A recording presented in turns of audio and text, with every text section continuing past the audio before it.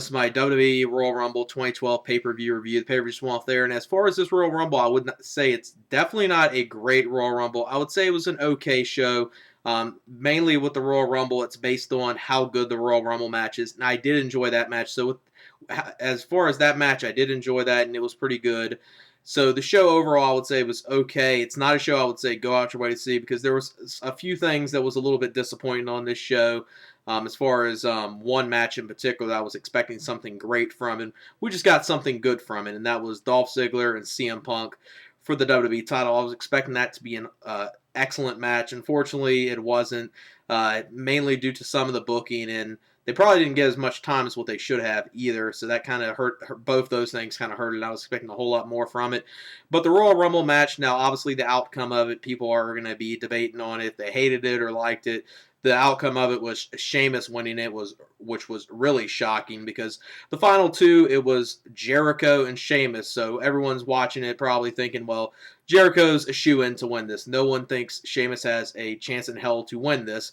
And they actually did a lot of good back and forth action with them too. And shockingly, Sheamus eliminates Jericho, so Sheamus wins this. So I kind of have mixed feelings about him winning it because him winning it, I don't think he's deserves being in a title match at WrestleMania, but in one way, I don't hate it too much because everyone was going into this pay-per-view thinking that it was going to be either Chris Jericho or Randy Orton walking out and winning the Royal Rumble match. So at least WWE didn't go the very predictable route of one of them winning, so they went the unpredictable route, and that's, one thing a lot of us fans always say that, WWE it sometimes can be a little too predictable, so at least they didn't do that, so I got to give them props there. But as far as Sheamus winning, I kind of have, like I said, mixed thoughts on it.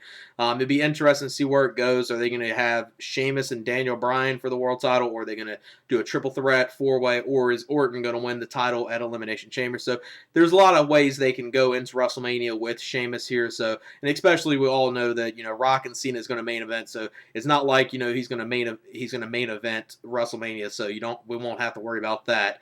So we'll just have to see which routes that go. Up until the road to WrestleMania that's going on right now. So the first match of the pay-per-view was the cage match for the World Heavyweight title. This was Mark Henry versus Big Show versus Daniel Bryan. Basically the type of match you would have thought, with Mark Henry recently getting injured, he really didn't do too much in here. He's pretty much down most of the match. He did get some offense, and it was more or less Big Show dominating a lot of the match. And at the end of the match, you saw Daniel Bryan, he got up to the top of the cage, was trying to escape. Big Show tried to stop him, was basically grabbing hold of his arm to pull him back in. Big Show basically drops him, and Daniel Bryan wins this. So a good way for him to retain the title that way, kind of sneak out, retain the title right there. And it was what it was with this type of cage match with all three of them. I don't think anyone was expecting anything great, so it was at least watchable. I'll probably give it about 2 1/4 stars, maybe 2.5 stars. Then the next matchup was a match that just basically got added to kill some time. This was the eight woman tag team match. This was the Bella Twins, Natalya and Beth Phoenix versus Kelly, Eve, Alicia Fox, and Tamina. Just your typical, Divas match. Nothing too special here. The end of the match comes when Beth Phoenix hits the Glam Slam on Kelly for her team to win. And just what you get all the time in WWE Divas matches. Nothing much. Basically a piss break, and putting this match on here to basically just kill some time for the pay-per-view. About a 1/4 stars, 1.5. Nothing much at all. Then the next matchup was John Cena versus Kane. Now, the outcome of this match, I kind of somewhat expected it, but I kind of was wishing they would have did a better ending to it than what they did. The match ends in a count out, but they did some decent stuff in here. They what they did was they brought pretty much fight in the ring with each other, going back and forth, and they fought to the back, and within the back, Kane grabbed a steel chair, hit Cena with it a number of times, brutal chair shots to the back. Then Kane went to the locker room. Zack Ryder was back there. Zack Ryder was in a wheelchair, selling his selling the worked injury that happened, and Kane rolls him out there. This was after they were already. This was towards the end of here. He got Zack Ryder come out there. got him in the ring, tombstoned him. I mean, not pile driver, in the middle of the ring. Cena came out there, tried to make the save and all that. And obviously, this whole stuff with Kane and Cena is going to continue since this match ended in a count out right here. I was expecting a whole lot more from the match, though. I wasn't expecting a great match from him, but maybe we'll see something better at the Elimination Chamber pay-per-view. They'll probably do some type of gimmick, maybe Shriek Fight, Falls Count Anywhere, or something like that pay-per-view. As far as the match, I would probably, with the count out, I'd probably give it, maybe 2 stars. It was watchable for what it was, and they're obviously going to prolong the feud. Then the next matchup was just like the Divas match. This match was just added to basically kill some time. This was Drew McIntyre versus Brodus Clay. This match was, if Drew McIntyre would have won this match, he would have got a spot in the Royal Rumble. Brodus Clay beats him in here. Just another squash match from Brodus Clay. Not much in this match. About 1.5 stars. It was what it was. Then the next matchup was probably the thing that was a little bit disappointing on this pay-per-view, which was Dolph Ziggler versus CM Punk in the WWE Title Match. With it was supposed to be special guest referee John Laurinaitis. John Laurinaitis came in there and said he's not going to be the special referee, basically giving someone else to do it. He was basically the enforcer, not the actual referee in this match. Obviously, you knew there was going to be a ref bump in here, and they did that. They worked very well with each other. You saw some good back and forth action. Some of the booking and timing in the match was a little off in here.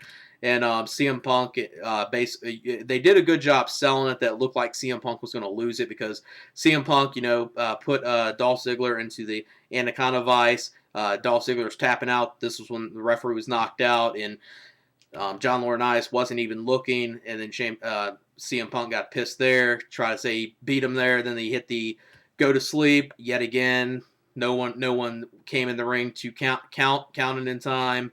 And then he finally hits he hits another go to sleep. Then the third go to sleep is what finally does defeat Dolph Ziggler in this match. It was good. It was good for what it was, but I was expecting a whole lot more from it. And some of that timing and stuff right there did kind of take away a little from it. But I do expect Dolph Ziggler. He's going to be staying in the main event. I do expect him to probably be the next person to win the Money in the Bank. And when he does, that's obviously going to solidify him being a main eventer, and he's going to be probably world champion very soon, sometime by the middle of this year or whenever. If he wins the Money in the Bank at WrestleMania, he'll cash it in, and then he'll become champion. Just hopefully they do a good job with him as champion. But it was good for what it was here. I was just expecting a whole lot more from it. We just got a good match from Dolph Ziggler and CM Punk, and I was expecting a spectacular match. 3 and 1/4 stars. It was a good match, but I was expecting a whole lot more from it. Then obviously the last match was the Royal Rumble 30-man over the top battle royal. This was really entertaining. This is the one match every single year that pretty much no matter what they do, it's almost always the most entertaining match because you pretty much do not know what's going to happen. Obviously waiting to see who's going to come out next and everything. Obviously we already knew going into here that Miz, with the match with R-Truth, got the number 1 spot in the Rumble. So the Miz starts it off with Alex Riley. R-Truth was number 3, so I didn't expect him to, be so early, especially since they did that type of match. But started off pretty decent with him and Alex Riley. Made sense doing that. Cody Rhodes lasted a long time in this match. They did Mick Foley came out here, did a number of good things. Mick Foley looked great in this match. The crowd really liked seeing him. And then they did some good comedy stuff this year with Santino, like they do pretty much every year. Last year they kind of overdid the comedy. This year they did a lot of good comedy with Santino that they didn't overkill it. Ricardo Rodriguez came out there. You heard Alberto's music hit and you thought maybe Alberto's coming back, even though we all knew he wasn't. So Alberto didn't come back, but it was Ricardo Rodriguez and his ring gear came out there, did some good stuff with Santino. Then Mick Foley and Santino did a spot where Santino pulls out Sock the Cobra, and then Mick Foley pulls out Socko, and that got a pop from the crowd. Really, really entertaining thing right there. Then some number of good things in the Royal Rumble. Like I said, Cody Rhodes lasted a long time. Him and Miz were the Miz lasted the longest in here. He was number 1. He pretty much lasted all the way till towards the end of the match. The final four in here were Well, actually, one thing I did forget to mention was Kofi Kingston did a great spot in here. He was looking like he was going to get eliminated to the floor. He did basically a handstand, got back into the ring, and just an excellent spot right there. The thing that John Morrison did the year before, which was great. His like Spider-Man thing, hanging on to the guardrail, which was great. Kofi Kingston out-topped that this year by doing that thing. Just a great thing from Kofi Kingston right there. Cody Rhodes, he eliminated a lot of people, and Cody Rhodes eliminated a lot of people in this match. The final four in this match were Big Show, Sheamus, Randy Orton, and Chris Jericho. I would have loved to seen either Cody Rhodes or Dolph Ziggler make it to the final four. Unfortunately, that didn't happen. Big Show eliminated Dolph Ziggler, Cody Rhodes, and The Miz. And the final four, like I said, were Big Show, Sheamus, Orton, and Jericho. Obviously, the two people that I think everyone was expecting to win it was Orton and Jericho. The first person gets eliminated was Orton eliminated Big Show. So I think everyone was thinking, okay, it's going to be Orton and Jericho at the end. That didn't happen. Orton gets eliminated by Jericho. So the final two were Sheamus and Chris Jericho. And Chris Jericho and Sheamus did a lot of good stuff here. Good back and forth action. They definitely did a good job, teasing that both of them could have won because, obviously this whole time with Sheamus in there, most people watching are probably thinking, okay, Jericho's going to win this. It's very predictable. And, they were just, dragging it on. But shockingly, Sheamus wins it, eliminating Jericho. Jericho's on the ring apron. Sheamus went for the bro kick and eliminated him. So Sheamus is this year's winner of the 2012 Royal Rumble. Definitely did not see that happening. Like I said, I have my mixed feelings about it. I kind of like it in one way that it's not predictable. So they didn't go the very predictable route of having Orton or Chris Jericho win it. So they had someone else win it. I would have preferred, if they wanted to go kind of with the younger talent, I would have loved to see, Dolph Ziggler win it.